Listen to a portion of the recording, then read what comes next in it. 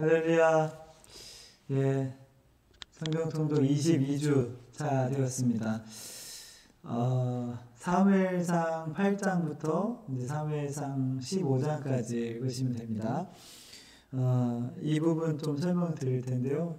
잘 참조하셔서 성경 통독을 잘 해 보셨으면 좋겠습니다. 예, 설명을 좀 드리겠습니다. 자, 사무엘상 8장부터 사무엘상 15장에는 이제 왕정 제도에 대한 내용이 나옵니다. 신명기서에 보면요,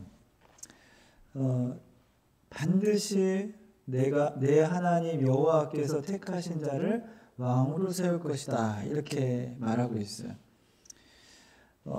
이것은 이제 왕국 시대가 메시아 왕국을 예표하기 때문에 그렇게 말씀하신 거예요. 그래서 하나님은 유다 지파에서 왕을 준비하고 계셨습니다.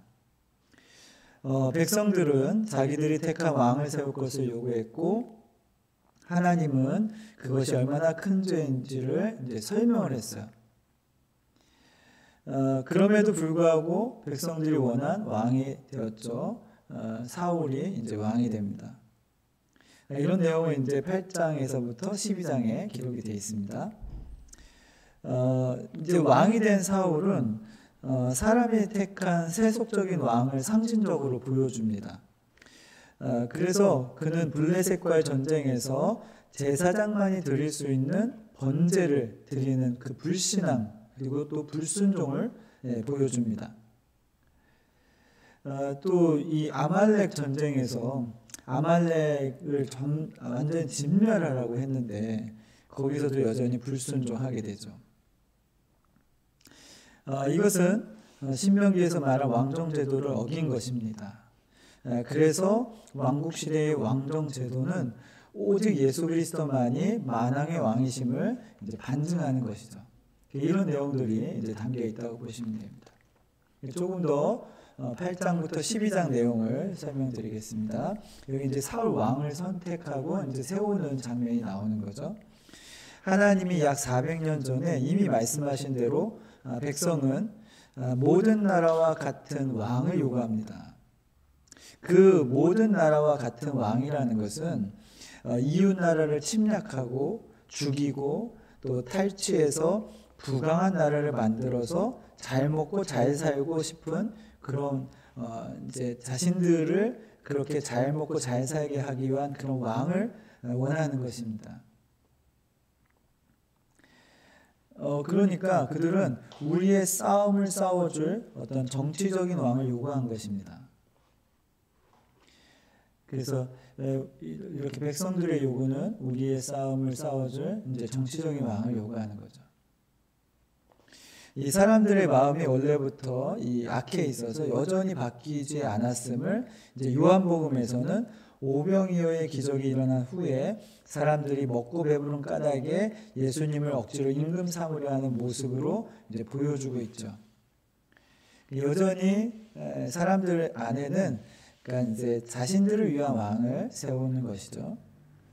하나님이 원하시는 왕국은 인류를 구원하는 메시아 왕국입니다.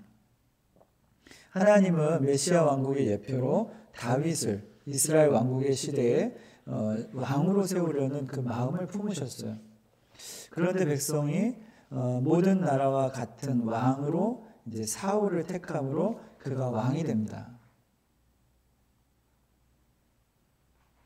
이에 대해서 하나님은 너희가 왕을 구한 일이 얼마나 큰 죄인지를 이제 알게 하시죠. 그들이 행한 모든 죄에 왕을 구한 악을 더한 것은 이스라엘을 애굽에서 친히 구원하신 하나님을 왕으로 섬기지 않겠다는 그런 의미를 담고 있다라고 말합니다. 그래서 하나님을 왕으로 섬기지 않는 것은 이제 교만하고 자력으로 구원하겠다는 어떤 의도가 담겨 있다는 거죠. 그럼에도 불구하고 하나님은 사실 이것을 허용하십니다. 허락하십니다. 그래서 사울이 왕이 되죠. 그 이유가 무엇일까요? 이것은 어떻게 보면 사람 스스로 구원이 불가능함을 깨닫게 하기 위함이십니다. 그래서 오직 살 길은 여호와를 따르는 데서 돌아서지 말고 오직 너희의 마음을 다해 여호와를 섬기라 하는 그 사무엘상 12장 20절 말씀을 따르게 하는 거예요. 그 말씀을 따르는 것.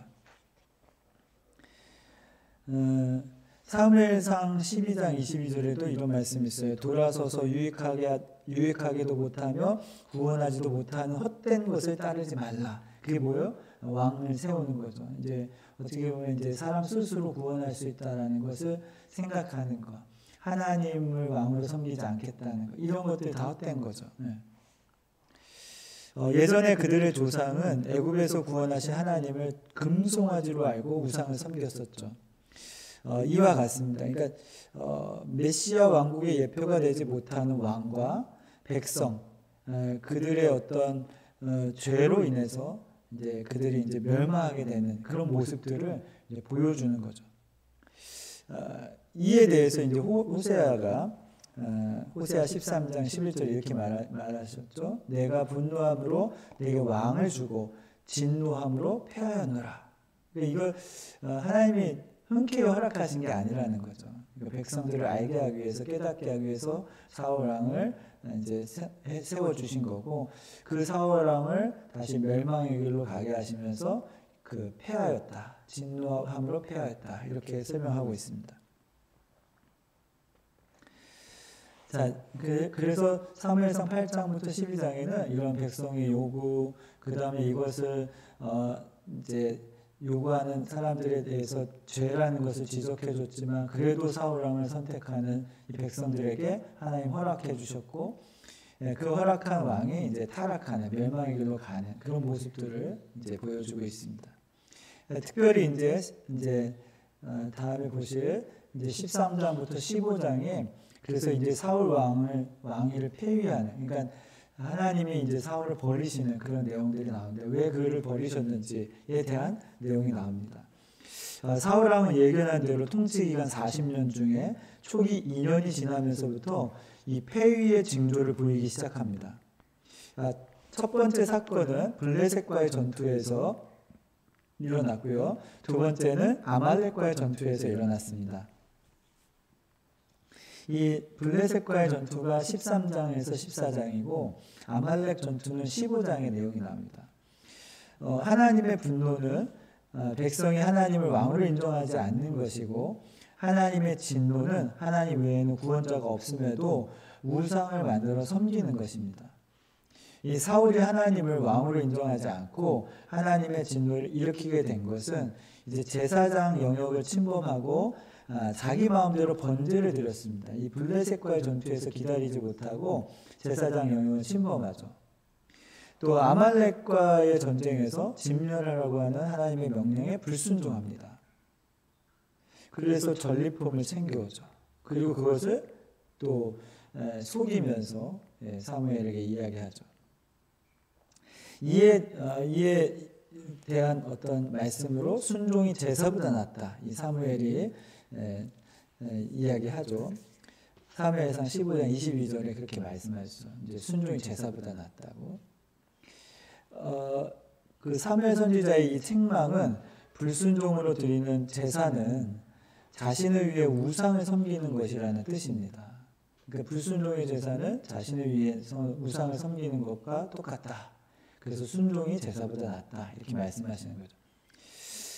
이것으로 인해서 사울 왕은 이제 버림을 받게 됩니다. 하나님이 이 사울을 버렸다라고 이제 표현을 하십니다.